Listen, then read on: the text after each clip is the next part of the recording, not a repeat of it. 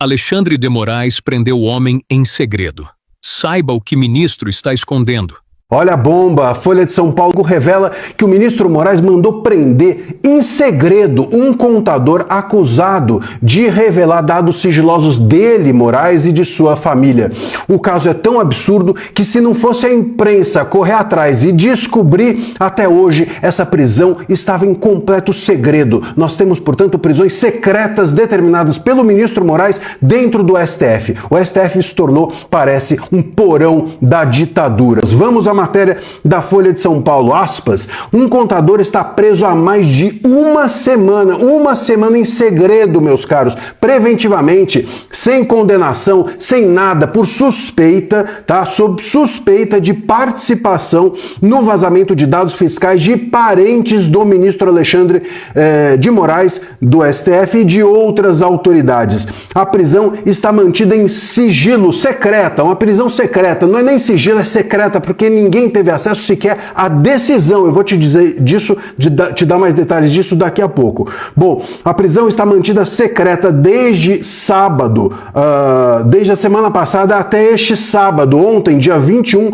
quando a própria imprensa foi atrás, descobriu o caso e fez com que o gabinete do ministro Moraes fosse obrigado a revelar a prisão e se explicar. A ordem de prisão, segundo o gabinete, foi dada pelo próprio Moraes no âmbito do inquérito que investiga os acessos irregulares a dados fiscais, ou seja, aquele inquérito que a gente conhece e que o ministro Moraes mandou investigar a Receita, COAF e etc, para saber se eles vazaram dados dele, ministro, e de outros mais ali do STF. Segundo a Folha apurou, tô lendo a matéria, o contador afirmou à Polícia Federal ter sido um intermediário entre pessoas interessadas nos dados da Receita e outra que dizia saber como obtê-los. Os nomes, até agora, dessas outras pessoas envolvidas permanecem em sigilo. Bom, se esse contador participou realmente desse vazamento, se houve comercialização de dados, é óbvio que isso tem de ser punido, mas não dessa forma, não prendendo uma pessoa por uma semana em segredo, secreta, levando-a para os porões do STF, sem que as pessoas saibam sequer qual é a decisão,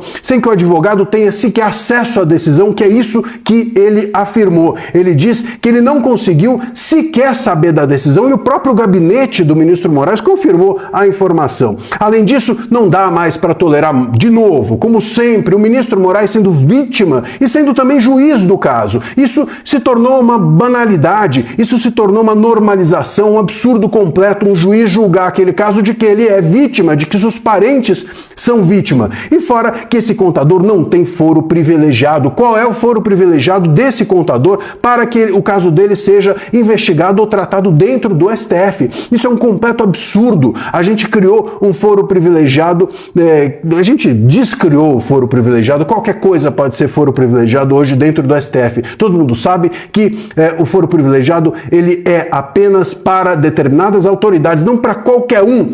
Os ministros do STF vulgarizaram até isso. É um completo absurdo, mas é assim que tem sido tratado. A matéria continua dizendo o seguinte, que uma semana se passou sem que ninguém soubesse do caso e que, enfim, as violações são muitas e etc, etc. A verdade, meus caros, é que se não fosse a imprensa, se não fosse o trabalho que a imprensa tem feito, o ministro Moraes ainda deixaria por muito tempo em segredo, em completo segredo, essa prisão nos porões da ditadura do STF. Se a gente tolerar isso, se a gente tolerar que o ministro coloque uma pessoa presa em segredo, se a gente tolerar que o ministro faça as investigações das quais ele é vítima e também o juiz, se a gente tolerar que todo mundo tenha foro privilegiado desde que o STF se interesse pelo caso, bom, então joga fora a Constituição, joga fora todos os direitos, joga fora todas as prerrogativas e vamos entregar o Estado nas mãos do ministro Moraes. Não tem como o Brasil ser passado a limpo dessa forma, não tem como o STF ser passado a limpo enquanto nós tivermos esse tipo de situação que nós temos vivido no Brasil há 7 anos.